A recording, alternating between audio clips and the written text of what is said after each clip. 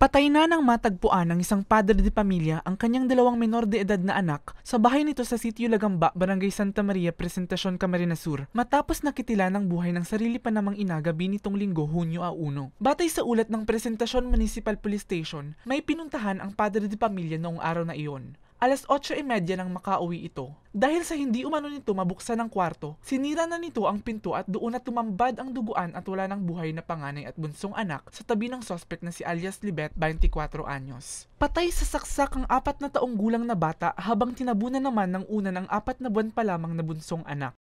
Ngayon po, yung Presentasyon Municipal Police pumunta po doon at nag-conduct po ng initial investigation. At nadatnan po doon sa kwarto, yung 4-year-old na baby is patay na, and yung 4 months old katabi po ng nanay. And then po yung nanay inaresto po and dinala po sa Rural Health Unit ng Presentasyon para sa agarang medical attention, at pati po yung mga biktima ay pinatingnan din po sa Rural Health Unit ng Presentasyon ATS po.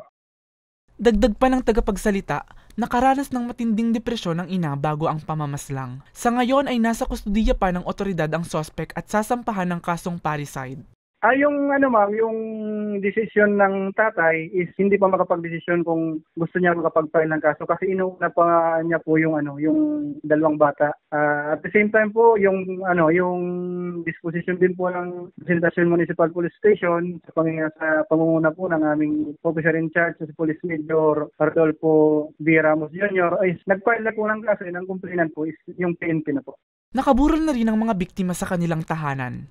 Para sa mga balitang Tatak Bicol, Mel Moral.